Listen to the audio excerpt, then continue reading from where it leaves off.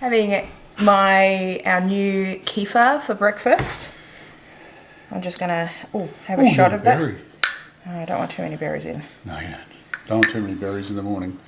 So I'm just gonna have a shot of a small cup of this probiotic goodness. Lovely. Very nice. And Corey has it in his overnight oats. Yeah, I do. So what are we doing today, Corey? We're going to a regenerative farming workshop.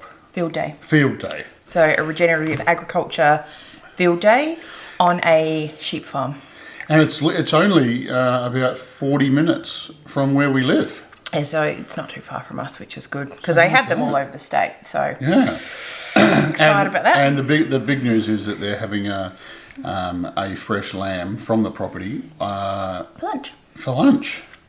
So I'm pretty excited about that. Not too sure what to expect, but it's like a small farm regenerative field day, like workshop thing. Yeah, that's right. And so, if you watched our most recent live, you'll see that we are moving into the stage of development of this property where we're looking at the larger animals and we're keen on doing regenerative practices, things like, rotational grazing, that sort of thing. So, yes, we love YouTube, but we want to see it in action, see it in real life, get support of a community that's doing that other stuff, that's doing that stuff as well, so we can do it as informed. Do it ourselves. Yeah, be informed, be knowledgeable, and not have to spend ages learning from our mistakes. Now, this is, on someone's property, there's other attendees, so... Didn't you say there was like nearly 60 people? I think there was maybe about 60 people. So I'm not going to vlog it. I don't have permission for that. But I'm going to take along my phone and see what we can video of the day, like bits and pieces. And also, like, we want to be present. Don't want to be worried about kind of taking video. But what we will do is afterwards we will have a bit of a debrief of our experiences and talk through what we thought, what we learnt, and what we think might be able to apply to what we're setting up here, or if it's changed any of our existing plans. So there we go. Yeah. Awesome. Because when we first bought this property, the first time we came to visit it, the previous owner had probably 70 to 100 sheep on it. A few, just free ranging on the whole 100 acres, and it was... They weren't living here, they were just keeping the... Yeah, they were just... The owners weren't living here, the sheep were. It was just pristine, wasn't it? I think that's why we loved it so much. Like, it was all, like... It looked like parklands. Yeah, sheeped down, mowed down, and it was lovely. And we want to get back to that stage, but we don't want to just commit to chucking sheep here now because we know there's a lot of fences that are not adequate and whatnot. So this thing we're going to today, I think we'll learn some more. You're always learning stuff. Yes. So we'll learn some more, and we've got a plan for basically like a 10-acre section. We're going to go section by section. Yeah. Yep. And get the routine, get the practices down, and then we'll start expanding it. So I'm excited. I'm excited. And hopefully you guys are excited too, and we'll tell you what we learned. We'll catch you later when we see you next. Cheers, folks. How's your kefir? It's really nice. Kefir. I'm just about to have the shot. Kefir. Kefir. Is it kefir? Our kefir, our milk kefir is called Sophia because someone on YouTube we were watching was calling their kefir Kefir, which I know there's different pronunciations. So I call it Sophia. So everything's got names around here. So this is Sophia. All right, I'm gonna put the kettle on. Bye. See ya.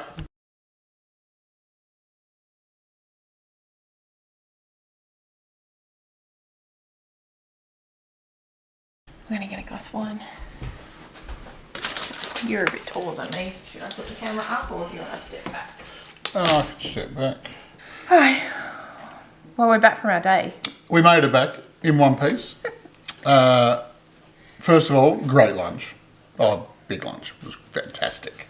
Heaps of salads, meat, fresh cooked lamb from the farm that was processed like a week ago. Week, so fresh. So he does like paddock to plate, I suppose you'd call it. Sells it like Farm Direct. You go on a on a list, on a secret list. On a secret list, and you can. It's all done like legit, like through the proper avenues. But you can buy half or full lambs from him. Yeah, so and the reason why we started with that is that's probably like the last bit of information that was kind of said during the end of the day. So that's what we're retaining because it was a big day and there was like a lot of information. So I don't know if you've been to a field day before. I haven't. Corey's been to like a series of farm workshops. Yeah. So how maybe we'll just I'll do a quick run over and tell you how it kind of played out. Yeah. So it started at 8:30. We got there early. Yep. That's what we do. 10 past 8. Helped them set up chairs and stuff. Yep. And then, but it didn't actually start till 9 o'clock. Well, secretly, because I had a theory that it was going to start at 9, but they tell everyone to get there by 8:30 because people are people and people run late. Yeah. I mean, there was people that come from, like that guy in front of us, he said he come from Ravensthorpe or Ravenswood, which is a good sort of 4-hour drive, I think. Yep. So there was people that travelled like many hours to get like to this place this morning. So, but yeah. Yeah, and okay, so got there and then we're all set up inside a very large shed. There was tea, coffees, biscuits and stuff set up. Yep. And there was a series of speakers that spoke for maybe about 15 minutes on each topic. Yep.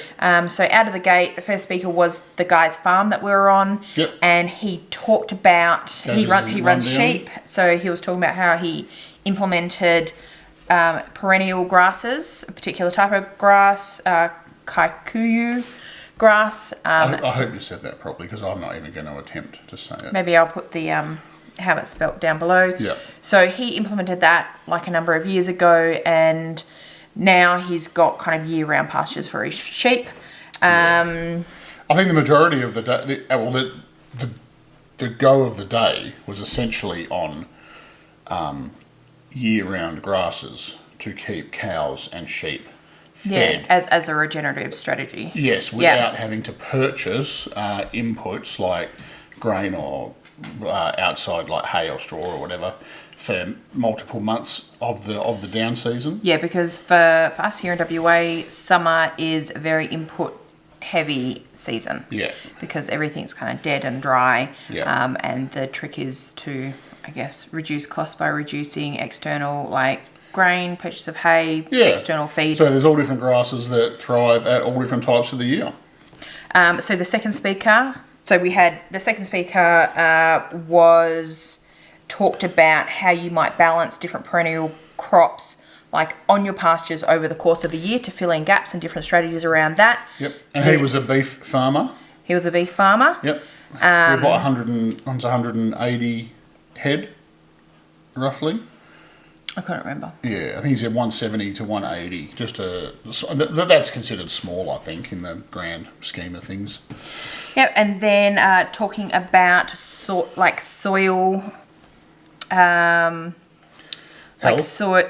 soil health. We've got Amanda's got notes down here. They're kind of nice. Yeah, so soil health.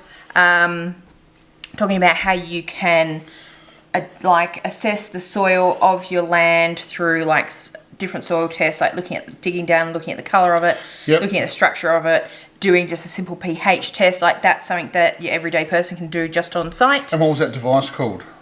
I don't know. Oh.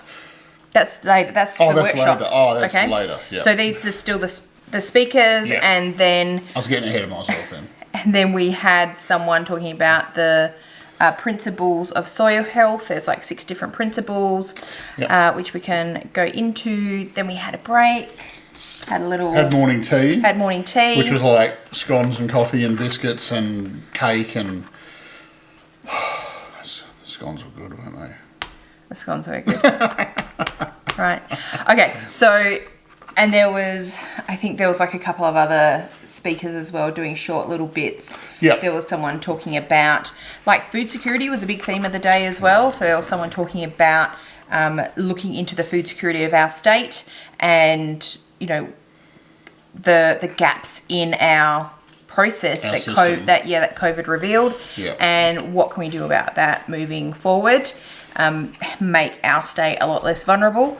And then after our afternoon tea, Yes. we had a series of workshops. Workshop classes. So we got to go out in the field. Yep. And these were placed around the farm. So one was on electric fencing, and that was a Gallagher rep. The Gallagher guy. Yep. And then another one was the soil people, and they had a little like tool. I know the name of it, but I can't pronounce it. It's something B. It's, you hold it to about yay long and you put a little smear of sap on the end of it and like you hold measures it up to the light. photosynthesis or something. Yeah, come on, you guys know the name for it. So I think it starts with B.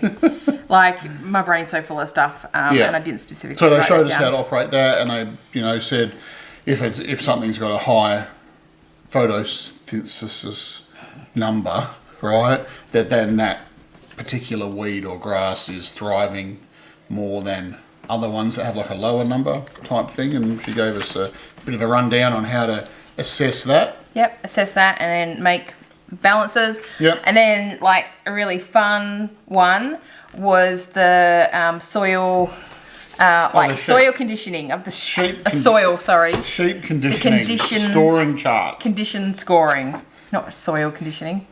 We got to hop in the back of a great big trailer and hooked up to the big Dodge Ram, and he took us for a sheep trailer. 5 minute journey to That was the bus. where there was this small little flock, maybe 20 sheep, just herded up in a yard, and We got to ran them into some gates. have a bit of a feel, and how you feel across their backbone and down their side that was. to see how they. I think you took a photo of that, didn't you? Well, I don't know.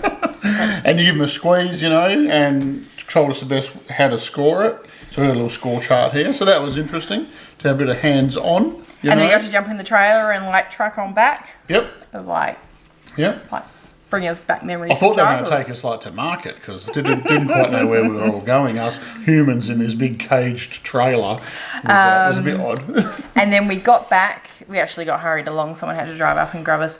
Not like Corey and I personally, but our group. So yes, because you're there like 15 minutes at each station, and the guy that we were doing the sheep, he was a bit chatty. Yeah, which was good. It was interesting. He was a large animal vet, so it was people asking really interesting questions, and I wasn't about to hurry up anybody because that was super interesting information.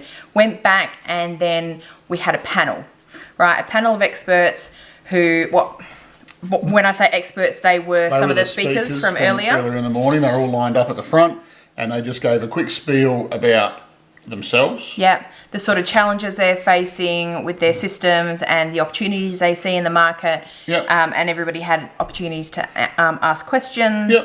And that was super interesting as well. So much information. Because people have, I can't tell you any questions because I can't really remember how each person or the few questions were worded. But everyone has like such different questions, and it's good to hear. There's no silly questions. It's just you have a question. So it was good to hear the various questions. And then once that wrapped up, we filled out a. Oh, you did, because you're the form filler. Yeah, because I'm the form filler. If you watched our live, you know who the form filler is. So I filled out the feedback form while Corey went and got himself some. I tested the food to make sure it was okay for Amanda. So they put on like a big lunch spread, and this is almost 2:00 by this stage. Yeah. And that was fantastic. That was really, really nice. Yeah. And good end to the day. Got to just schmooze around and chat to people. Full of beers on and stuff as well. Not that we had any beers. Get some business cards and. So we got some goodies here. And we collected things all along the way. So it was almost like Royal Show Day, right? It was like a show day, like an agricultural show day, but we just didn't have this. So we got a book on. Not that you can see that very well. It's called West Australian Perennial Pastures for Western Australia. Apparently it's about $100 book, and the guy had 20 left over, so they were donated here. So we snavelled one. We got them. We got random other stuff just about pastures and just information basically that I haven't even looked at it really, but I will. And then we got stuff like some Gallagher stuff, which is just introduction to electric fencing, I love a good animal management. So what's this stuff you got? Oh, this is like a ruler that you fold out. And I think that goes in. And you put it here like this, and you put it on top of your ground, right? And and you can give your ground like a score. There's a whole book. Has it got the book thing? So there's all like... There we go. Yeah, it's okay. Right, so there's like... So pasture paramedic paddock recording book. So there is like all different pages with just charts and stuff on there. Yeah. And you can just keep a... Because if you're grazing, there's like an optimum level to chew your grass down to. Battery light's flashing. Yeah, so there's an optimum level that you would chew your grass down to from what we're learning and have learnt. So this little ruler thing here, you can measure it by, per square foot basically. Much shorter than you. Yeah, I know you are. So that's pretty interesting, and they gave us a bit of a rundown. Oh, that wasn't... We've got adjustment happening. There we go. The back one wasn't pushed out quite enough. Is that better? Yeah. Yeah, lovely. Good job. So we've got that. All right, goodie bags. We've shown them not soil conditioning. Got a bit of a study here that's been printed out that was written by, what's his name, Gary? Lots of researchers. Quick flick to the end. Written by Wayne Smith, and it's just on pasture management and data about cows and sheep, like per head per hectare. And I think that's specifically for the kikuyu grass. Yeah. Okay, I have a question. For me? Yeah. Okay. So tell me, what are some of the big takeaways for you today? Did you learn anything? What sat with you the most as you... What sat with me the most was I quite liked the idea of that we personally on our land, once we get to... We've got the knowledge here, we've just got to find it, about the different types of perennial grasses that... That's my timer for sunset. That's sunset here. That it goes off every night. And every night I say, is that sunset? I just like to know. Right. So I'm glad that we can have stuff that can grow all year round. Yes. So to help minimise our inputs for feed.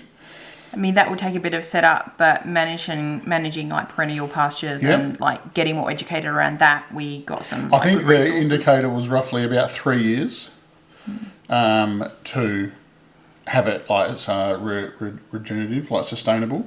Yeah. I mean, and they also said it depends on how patient you are. You can just start with a small patch and get livestock on it and get them to naturally spread it through because cow manure is a good way of spreading kike seeds. It just takes time. So that's probably the biggest thing I learnt was that it's doable. There is stuff that we can... Because we've talked about, what do we do in summer if you've got, 20 head of cows? Yeah. That's a lot of feed you got to buy. Do we have to, grow our own hay to be... self-sufficient or sustainable, or do we... Because eventually we want cows. That's our end game. We want cows here. So that was pretty good. Yeah. And I'm glad we learnt that he does the buy direct from the farm, for meat. So we'll give that a go.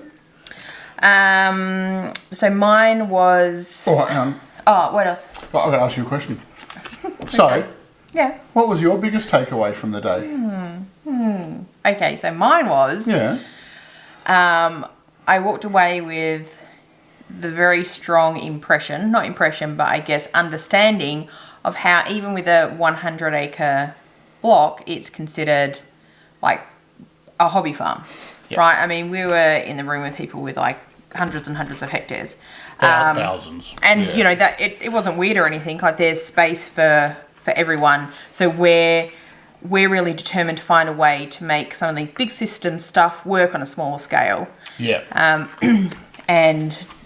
So that is, I guess, what our educational target is going to be. If we can do it on a smaller scale, then we know we can show an example of, to those of you that have smaller places, how you can scale things down. So that was kind of eye-opening and really interesting.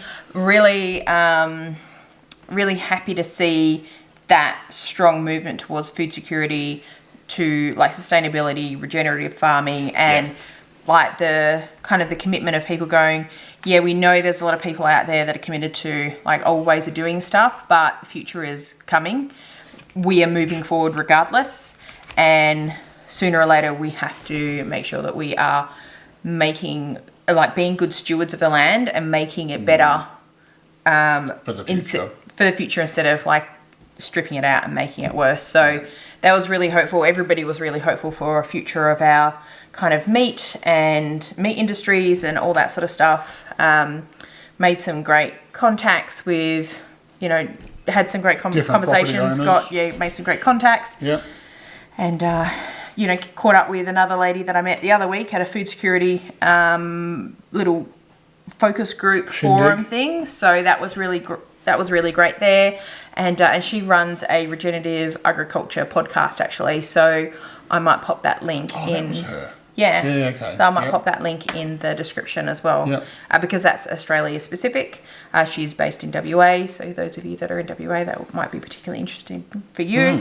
So as for the rest of it, we kind of need to sit with it a bit. We've been talking about a few bits and pieces, like, okay, so how would that taking examples, how would that system work for us, and how would that system work, and what would pastured poultry and eggs look like? What would a beef operation look like? It, like on a smaller scale, like what's the reality of our property?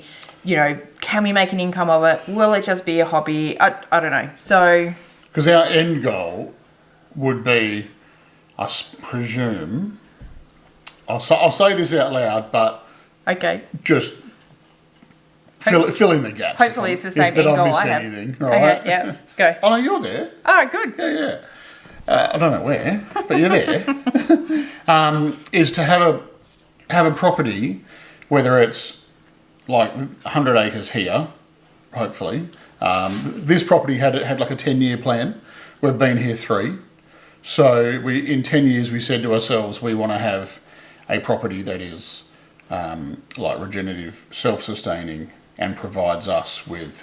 I don't think we put like a percentage on how much it provided us. No, but we wanted to have like meat and vegetables. Yeah. Like enough for us and family, so type thing. Yeah. Maybe a few toilet paper trees, things like that. But, so that was our goal. Yeah. And we've got 7 years left. So, Yeah. And so our goal wasn't, we weren't necessarily setting out to build a farming business, or else this wouldn't have been in the property that we bought. Yeah, that's right. Right? We wanted to build a homestead. And to try to make it as self-sufficient as possible. And so, that's about it. But if we're at that point where like, okay, we can make this into a farm, we can make this into something that supports itself, produces an income. So then that will be a question whether or not we want to do it, and if we want to do it, how are we going to do it? How do we do it? Yep. In the meantime, there is nothing stopping us from applying regenerative farming principles on a smaller scale and just go from there. So we're just at the start of our learning journey in earnest, even though we've been like looking at stuff on YouTube and thinking about it for a long time. We didn't want to get too, bogged down in those details when we knew we had all this infrastructure to build, and we're still building it. Yeah, but we're now at the point where we realistically can start taking those first steps. So we need to, start getting seriously educated. So it was a great day. It was definitely, and I'd go to another one. Even though I don't know if it'd be the same type of thing. I think they're doing one more this year, and they've had one. So this is the second out of 3. Yeah. And I would have loved to have gone to the first one because that was at the lady's farm. Was her name Bree? Blythe. And she had beef, and she also had the chicken. pastured eggs. Yeah. And she runs them in like... Where are they? Down Harvey Way. Harvey Way. So she runs them like in mobile coops with Marima dogs guarding. Yeah. So, and this day was run by the West Australian Regenerative Livestock organisation or something. I think that's what they were called. Something like that. It'll be in the comments. I'll put it in the description. Rather. Yeah, okay. So, we... Sounds good. I got like tiny little bits of footage which I might have already shown you, but you know, to respect the farm's privacy and the people and the other participants' privacy, it's not something we vlogged. But you know, we got little bits and pieces, and that was our debrief of the day. If you have any questions, let us know. We might have other stuff that comes to us that we might follow up with in a live. But for the moment, that was our day, and now we're going to. Oh, we got some homemade chicken broth. Start getting dinner ready. Yeah, so we got some chicken. Have a really simple dinner because we had quite a rich lunch. So yeah. Some chicken bone broth and some roast chook that we made a few weeks ago with a couple of chicken frames in a slow cooker, 24 hours, perfect. Oh. And okay. All right, thank you. Ready. Thanks, guys.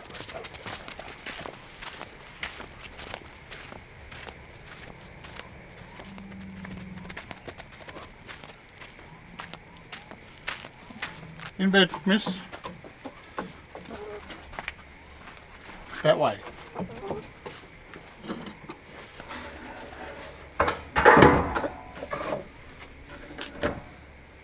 And that kind of wraps it up.